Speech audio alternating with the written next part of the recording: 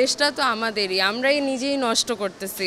Eco friendly জিনিসপত্র use করা and sustainable জিনিসপত্র ইউজ করা এখন অনেক নেসেসারি, কারণ এখন এত গ্লোবাল ওয়ার্মিং হচ্ছে। তো ইন মাই ওপিনিয়ন এটা অনেক ভালোই হচ্ছে, কারণ বাইরের দেশে আমরা দেখি যে ওরা অনেক ইকো ফ্রেন্ডলি জিনিস ইউজ করে। সো বাংলাদেশ কেন পিছায় থাকবে? তো বাংলাদেশেরও উচিত যে ইকো ফ্রেন্ডলি জিনিসপত্র, পেপার ব্যাগস এগুলো ইউজ করা।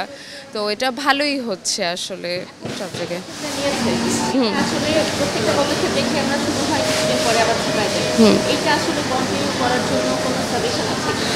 এটা আসলে দোকান থেকে মানে জিনিসটা একটু স্ট্রিক্টলি হওয়া উচিত যে না, আমরা অ্যাকচুয়ালি পেপার ব্যাগস ইউজ করতেছি, আমরা এখন আর পলিথিন ইউজ করব না। এটা আসলে প্রত্যেকটা দোকানের আর কি মানে স্ট্রিক্টলি বলা উচিত যে আমরা এরকম ব্যাগস আসলে সেলও করব না, বা সেল করলেও যে প্রাইসটা একটু হাই থাকবে, বা আমরা এখন পেপার ব্যাগসই ইউজ করব। কারণ সচেতন আসলে দোকান থেকে প্রথমে হইলে কি কাস্টমাররাও মানে ফার্স্ট থেকেই আর কি শিখবে যে না অ্যাকচুয়ালি মানে জিনিসটাকে নিয়ে একটু অ্যাওয়ার করা উচিত আর কি।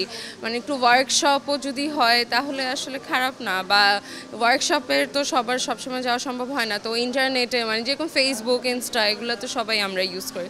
তো ওই জায়গাগুলোতে আর কি এই জিনিসগুলো নিয়ে পোস্ট দিলে বেটার।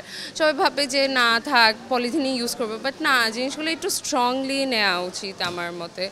কারণ মানে হেলাফেলা না করা উচিত, কারণ দেশটা তো আমাদেরই, আমরাই নিজেই নষ্ট করতেছি। কাগজের ব্যাগ হওয়াতে অত্যন্ত ভালো হয়েছে, এটা এনভায়রনমেন্ট ফ্রেন্ডলি। আর মানে প্লাস্টিকের জিনিসগুলো তো বায়োডিগ্রেডেবল না, এবং এটা আমাদের পরিবেশের জন্য, শুধু আমাদের নয় সমগ্র পৃথিবীর জন্য অত্যন্ত ক্ষতিকর। এই বর্তমান সরকারের এই সিদ্ধান্তকে আমি সাধুবাদ জানাই।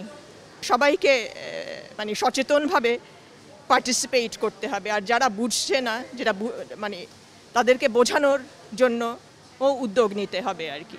পলিথিনটা অফ করে কাগজের ব্যাগগুলোই সব জায়গায় করাটাই ভালো, বেটার এটা আর কি। এটা তো আমরা ভালো চোখেই দেখছি, কারণ এটা তো ভালোই হয়েছে জিনিসটা আর কি। কারণ আমরাই খারাপ, আমরাই জিনিসগুলো নোংরা করি, খারাপ করি আর কি।